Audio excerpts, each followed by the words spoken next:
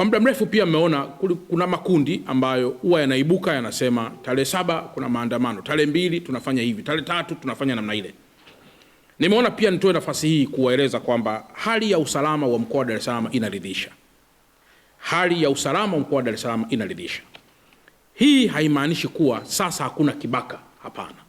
Vibaka wa kudokoa, vibaka wa kuiba, vibaka wa kutishia wanakuwepo. Lakini nilipongeze tena jeshi la polisi kwamba limeendelea kuchukua hatua madhubuti ili kuhakikisha kwamba Watanzania wa Dar es Salaam wote wanabaki kuwa salama. Yapo baadhi ya maeneo machache wananchi wameendelea kujichukulia sheria mkononi. Kwa mfano kuweza kujeruhi, wakati fulani hata kuua kwa kutumia vitu vyenye ncha kali au hata silaha. Jeshi la polisi kanda maalum ya Dar es Salaam chini ya SACP Mlilo pamoja na kamati ya usalama kwa ujumla ya mkoa na zile za wilaya zote, kwa kushirikiana na vyombo vyote vya usalama, tunaendelea kumonita hali ya kiusalama katika mkoa wetu ili uwekezaji ambao umekushafanywa uendelee kuwa na tija pasipo viashiria vyovyote vya uvunjifu wa amani. Sambamba na hili, yafuatayo ni maagizo kwa Watanzania wa Dar es Salaam wote. Wapo baadhi ya watu ambao wanamiliki silaha kisheria, lakini kwa bahati mbaya sana silaha zao hazijalipiwa kwa maana ya zile tozo za kisheria ambazo hulipiwa kila mwaka. Yani vibali, uhuishaji wa vibali vya umiliki wa silaha kila mwaka. Lakini wapo pia baadhi ya wanafamilia ambao wamiliki wa silaha hizo wamefariki, lakini kwa bahati mbaya sana hawajui silaha hizo ziende wapi. Mtu alikuwa anamiliki bastola, alikuwa anamiliki shotgun, sasa bahati mbaya mmiliki huyo amefariki. Sasa wanafamilia wanakuwa hawaelewi silaha hiyo waipeleke wapi. Sasa maelekezo ya kwanza ni kwamba yoyote ambaye anamiliki silaha kisheria, yoyote ambaye anamiliki silaha kisheria ahakikishe kuanzia sasa, tarehe ya leo mpaka kufikia tarehe 30 ya mwezi wa 8 anafika kwenye mamlaka maalum kuhakikiwa silaha yake na kuilipia vibali vyote ambavyo vinatakiwa kama mchakato wa kisheria wa kuhuisha umiliki wa silaha hiyo kisheria.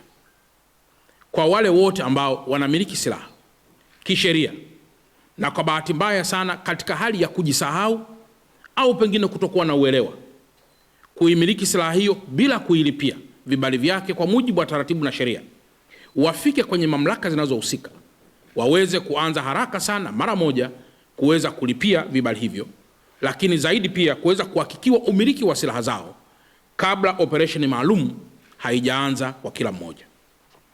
Lakini jambo jingine, kwa wale ambao wamefiwa na wale waliokuwa wakimiliki silaha hizo, wahakikishe michakato ya urithi inapoendelea, silaha hizo zinawasilishwa kwa jeshi la polisi ama kwenye kituo chochote cha polisi kilicho karibu nao, ili waweze kupata maelezo mafupi kuhusu namna ya uhifadhi wa silaha hiyo mpaka pale michakato ya urithi itakapokamilika.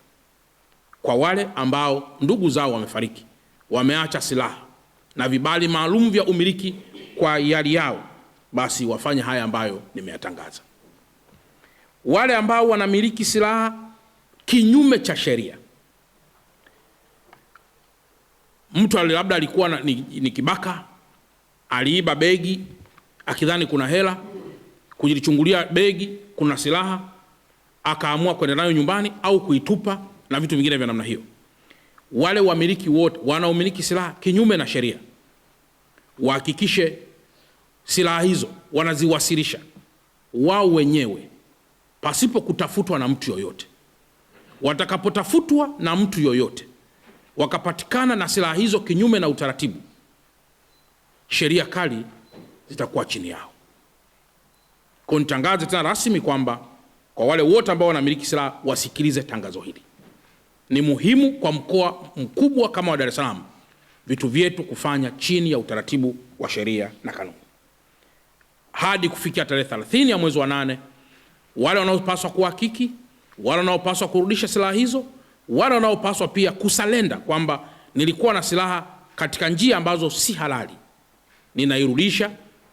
Hata ukitaka nenda kaitupe mahali, jeshi la polisi litaiokota, litaiweka silaha hiyo, huku masuala mengine ya kisheria yakiendelea. Jambo la tatu, ndugu zangu waandishi wa habari, mmeona pia kwamba Mheshimiwa Rais anazungumzia masuala mengi yakiwemo upangiliaji wa miji yetu. Siku chache zilizopita tulikuwa pamoja pia tukifanya kazi maalum ya kusikiliza maoni ya Watanzania wa Dar es Salaam na hasa malalamiko kuhusu foleni zilizozidi katika kila barabara. Foleni hizi tumeona kwamba zinasababishwa na vitu vingi. Lakini moja ya jambo ambalo pia linasababisha foleni sio kuwepo kwa malori mengi. Hapana. Hilo inawezekana ikawa ni sababu, lakini uholela wa parking za malori unasababisha pia foleni. Unaweza kuwa na malori mengi yaliyo kwenye utaratibu, no problem. Lakini ukiwa na malori mengi ambayo parking zake ziko kiholela, hiyo ni problem. Kwa hiyo tuna problem ya kwanza kubwa ya kila mahali ukipita lori na park. Kwa mfano, sasa hivi na watuma mnaweza mkwenda barabara ya ile ni Mandela Road ambao huwa wanaita hii barabara inayokwenda Baraza la Maaskofu. Kutoka kwenye ile daraja la flyover kwenda mpaka kipande cha Baraza la Maaskofu, mtakuta kuna malori ambayo yamepaki pale. Kama yamepaki kwa muda mfupi, basi ni miezi miwili, kwa sababu mpaka nyasi zinaota kwenye matairi. Manake hiyo ni kigezo kwamba mtu alishalipaki hapo akijua Dar es Salaam ni mji wa kila moja kujifanyia anachokitaka, na akaondoka. Hata kama gari lilikosa betri akaliacha hapo, hatujui huyo mtu yupo hai au alikufa, ni Mtanzania au sio Mtanzania. Sasa uholela pia wa parking za malori unapelekea foleni ambazo hazina maana. Wapo baadhi ya watu ambao wanamiliki silaha kisheria, lakini kwa bahati mbaya sana silaha zao hazijalipiwa kwa maana ya zile tozo za kisheria ambazo hulipiwa kila mwaka, yani vibali, uhuishaji wa vibali vya umiliki wa silaha kila mwaka. Lakini wapo pia baadhi ya wanafamilia ambao wamiliki wa silaha hizo wamefariki, lakini kwa bahati mbaya sana hawajui silaha hizo ziende wapi. Mtu alikuwa anamiliki bastola, alikuwa anamiliki shotgun, sasa bahati mbaya mmiliki huyo amefariki. Sasa wanafamilia wanakuwa hawaelewi silaha hiyo waipeleke wapi. Sasa maelekezo ya kwanza ni kwamba yoyote ambaye anamiliki silaha kisheria, yoyote ambaye anamiliki silaha kisheria ahakikishe kuanzia sasa, tarehe ya leo mpaka kufikia tarehe 30 ya mwezi wa 8, anafika kwenye mamlaka maalum kuhakikiwa silaha yake na kuilipia vibali vyote ambavyo vinatakiwa kama mchakato wa kisheria wa kuhuisha umiliki wa silaha hiyo kisheria.